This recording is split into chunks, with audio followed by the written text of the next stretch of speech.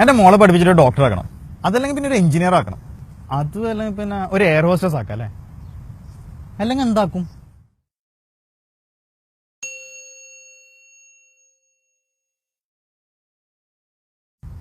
Hello friends, this is Jameel from Z talks. എന്റെ എഡ്യൂക്കേഷനെ പറ്റി പറയുകയാണെങ്കിൽ ഒരു 1ാം ക്ലാസ് തൊട്ട് 5ാം ക്ലാസ് വരെയൊക്കെ നോർമലി പഠിച്ചു പോയി. പിന്നെ 6ാം ക്ലാസ് എത്തിയപ്പോഴാണ് ഞാൻ ആ ചോദ്യം ഫസ്റ്റ് കേട്ടെന്ന് തോന്നുന്നു, നിങ്ങളുടെ എംബിഷൻ എന്താണ്? അതും അടുത്ത പീരീഡ് എന്താണെന്ന് അറിയാത്ത നമ്മളോട് ചോദിക്കുന്നത് നിങ്ങളെ എംബിഷൻ എന്താണെന്നല്ലേ. അപ്പോൾ ആ സമയത്തൊരു ട്രെൻഡ് ഉണ്ടായിരുന്നു, സോഫ്റ്റ്വെയർ എഞ്ചിനീയർ ആണെന്ന് പറയല്. അങ്ങനെ നമ്മൾ ആദ്യം പറയുമ്പോൾ തന്നെ അവിടെ നോക്കി ഇങ്ങനെ ഓരോ ആൾക്കാർ പറയുന്നുണ്ട്, അതെന്തൊക്കെ പറയുന്നല്ലേ, അതിൽ കൂടുതലുണ്ടായാലും സോഫ്റ്റ്വെയർ എഞ്ചിനീയർ ആണ്. അപ്പോൾ എണീച്ചെന്ന് പറയും സോഫ്റ്റ്വെയർ എഞ്ചിനീയർ ആണോ. അങ്ങനെ 6ലും 7ലൊക്കെ പഠിക്കുന്ന സമയത്താണ് ഞാൻ എൻ്റെ ലൈഫിൽ ഒരു പുതിയ ഫ്രണ്ടിനെ പരിചയപ്പെട്ടത്. മൂപ്പരെ പേര് നിങ്ങൾക്ക് എല്ലാവർക്കും അറിയായിരിക്കും, മൂപ്പരെ പേര് പേടി. മൂപ്പര് പൊതുവെ എപ്പോൾ വരാൻ അറിയോ, ഈ എക്സാം ഒക്കെ വരുമ്പോൾ തലേന്ന് വന്നിട്ട് നമ്മൾ പഠിക്കുമ്പോൾ അതിന്റെ അടുത്തിരിക്കും. എന്നിട്ട് നമ്മളിങ്ങനെ പഠിക്കുമ്പോൾ മൂപ്പര് അടുത്തിരിക്കും, പഠിക്ക്. എന്നിട്ടോ നമുക്കാണെങ്കിൽ ഒന്നും പഠിക്കാനും കഴിയില്ല. എന്നിട്ട് എക്സാം വരും, എക്സാമിന് പതുപോലെ തോക്കും. അത് കഴിഞ്ഞിട്ട് പേപ്പർ കിട്ടുമല്ലോ, പേപ്പർ കിട്ടുന്ന സമയത്ത് 1-2 വിഷയത്തിൽ എന്തായാലും തോറ്റിട്ടുണ്ടാവും. ആ തോറ്റ വിഷയങ്ങൾ നമ്മൾ വീട്ടിൽ റിസൾട്ട് പറയില്ല. വീട്ടിൽ നിന്ന് ഉമ്മയൊക്കെ ചോദിക്കും, എടാ ആ പേപ്പർ കിട്ടിയാ? അപ്പൊ നമ്മൾ പറയും, ഇല്ലമ്മ കിട്ടിയില്ല, മിസ് വന്നിട്ടില്ല. പിന്നെയും അടുത്ത ആഴ്ചയും ഉമ്മ അതേ ചോദ്യം ചോദിക്കും, എന്താടാ പേപ്പർ കിട്ടിയില്ല? ഇല്ലമ്മ മിസ്സിന് സുഖമില്ല.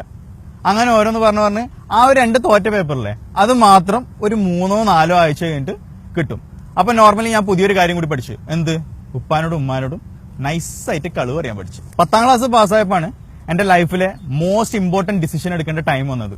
എന്താണെന്നല്ലേ, നമ്മുടെ നാട്ടില് 2 സ്കൂളുണ്ട്, +2ന് 100% റിസൾട്ട് കിട്ടുന്ന ഒരു 2 സ്കൂളുണ്ട്. അതിലേതെങ്കിലും ഒന്നിൽ അഡ്മിഷൻ കിട്ടണം. അല്ലാതെ എന്റെ ഫ്യൂച്ചർ പ്ലാൻ എന്താണെന്നല്ല കേട്ടാ, ഞാൻ ആ സ്കൂളിൽ ഏതിൽ പഠിക്കണം, ആ സ്കൂളിൽ ഏതൊക്കെ കോഴ്സ് അവൈലബിൾ ആണ് അതൊന്നും അറിയണ്ട. ആ സ്കൂളിൽ സയൻസ് ഉണ്ട്, അത് എനിക്ക് പഠിക്കണം. അപ്പൊ ആ പഠിച്ച 12 വർഷത്തിനിടക്ക് ഞാൻ ഏറ്റവും കൂടുതൽ കേട്ട ഡയലോഗ് എന്താ അറിയോ? അവനെ കണ്ടുപിടിക്ക്, ഇവനെ കണ്ടുപിടിക്ക്, അവൻ നിന്നേക്കാൾ ബെറ്റർ ആണ്, ഇവൻ നിന്നേക്കാൾ ബെറ്റർ ആണ്. അവർ എന്നെ ഒരുപാട് പേരായിട്ട് കമ്പയർ ചെയ്യായിരുന്നു. ഈ അവർ എന്ന് വെച്ചാൽ എന്റെ പേരൻസ്, ഉമ്മയായാലും ബാപ്പയായാലും, അവർ ഒരുപാട് പേരായിട്ട് എന്നെ കമ്പയർ ചെയ്യായിരുന്നു. അപ്പൊ അവർ കമ്പയർ ചെയ്യാൻ തുടങ്ങിയപ്പോൾ ഞാനും എന്നെ കമ്പയർ ചെയ്യാൻ തുടങ്ങി.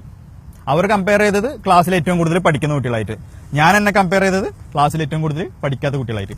ആ സമയത്ത് തോറ്റെന്ന് പറയുന്നതിന് പകരം ഞാൻ ഫസ്റ്റ് പറയില്ലേ, അഫ്സലും തോറ്റുന്നു, അല്ല പിന്നെ മുറാദും തോറ്റുന്നു. അപ്പൊ അവർ എന്നോട് പറയുന്നൊരു കാര്യമുണ്ട്, അവരുടെ കാര്യം തന്നെ നീ നോക്കുന്നു, നിനക്ക് നിന്റെ കാര്യം നോക്കിയാൽ പോരെ.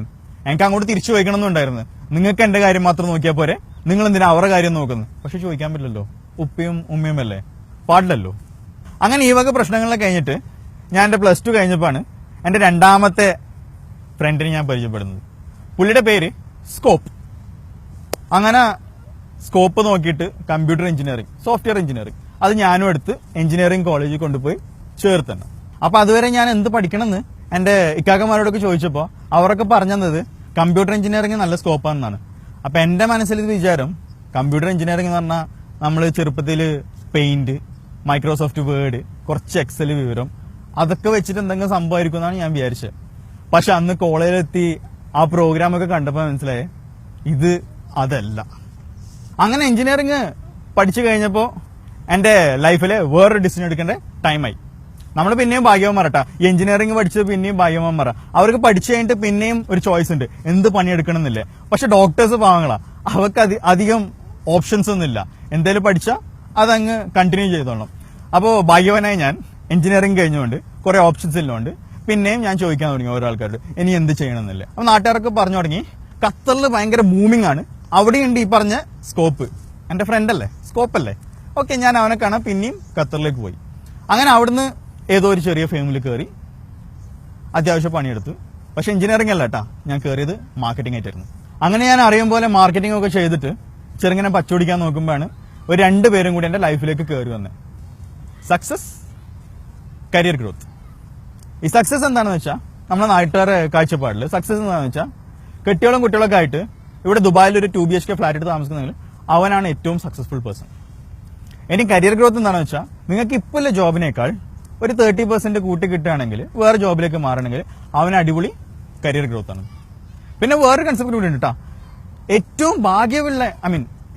ഭാഗ്യമുള്ള ഒരാളാരെന്ന് വെച്ചാൽ നിങ്ങൾ പഠിച്ച പണി തന്നെ നിങ്ങൾക്ക് കിട്ടുകയാണെങ്കിൽ അവനാണ് ഈ ദുനിയാവിൽ ഏറ്റവും ഭാഗ്യമുള്ള ഒരാൾ. അങ്ങനെ നോക്കുമ്പോൾ ടോവിനോ, നിവിൻ പോളി,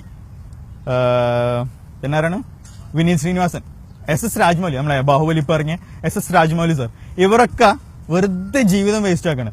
അവരൊക്കെ എഞ്ചിനീയറിംഗ് എടുത്തിട്ട് വെറുതെ പേര് പ്രശസ്തി എന്നൊക്കെ പറഞ്ഞിട്ട് അവർക്ക് ഇഷ്ടമുള്ളത് ചെയ്തിട്ട് വെറുതെ ഒരു കാര്യമില്ലാണ്ട് ലൈഫ് തന്നെ വേസ്റ്റ് ആക്കി.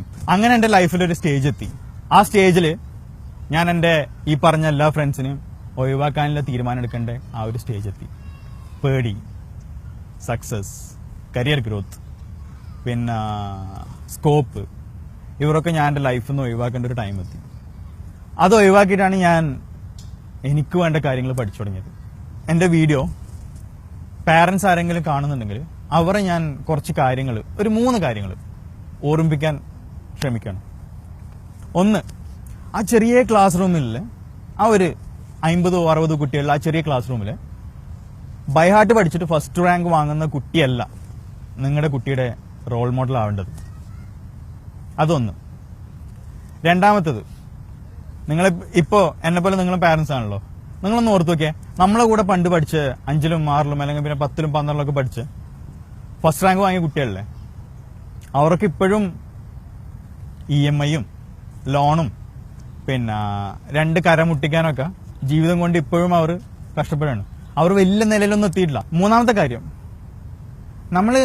നമ്മുടെ മക്കളെ നിർബന്ധിക്കുകയാണെങ്കിൽ, പൈസ കൊടുത്ത് നിർബന്ധിക്കുകയാണെങ്കിൽ, കാശൊക്കെ കൊടുത്ത് കോളേജിലൊക്കെ ചേർത്ത് നിർബന്ധിക്കുകയാണെങ്കിൽ അവർ എന്തായാലും പഠിച്ച് പാസ്സാവും. അപ്പൊ ഞാൻ ആലോചിക്കുന്നത്, താല്പര്യമില്ലാത്ത കാര്യത്തിന് അവർ പഠിച്ചിട്ട് ഇത്രയും മാർക്കും കാര്യങ്ങളൊക്കെ വാങ്ങുന്നുണ്ടെങ്കിൽ, താല്പര്യമില്ലാതെ അവർ പാസ്സാകുന്നുണ്ടെങ്കിൽ, താല്പര്യമുള്ളൊരു ടോപ്പിക് അവർ എടുക്കുകയാണെങ്കിൽ, അല്ലെങ്കിൽ പിന്നെ താല്പര്യമുള്ളൊരു പ്രൊഫഷൻ അവർ എടുക്കുകയാണെങ്കിൽ എത്ര നന്നായിട്ട് അവർ പെർഫോം ചെയ്യും. അപ്പൊ ആ 3 കാര്യങ്ങൾ ജസ്റ്റ് ഒന്ന് നിങ്ങളെ മക്കളെ എഡ്യൂക്കേഷൻ നിങ്ങൾ പ്ലാൻ ചെയ്യുമ്പോൾ ഈ 3 കാര്യങ്ങളൊന്ന് കൺസിഡർ ചെയ്താൽ വളരെ നന്നായിരിക്കും. ഇത്രയും ആയപ്പോൾ ഞാൻ ഒരു കാര്യം തീരുമാനിച്ചു.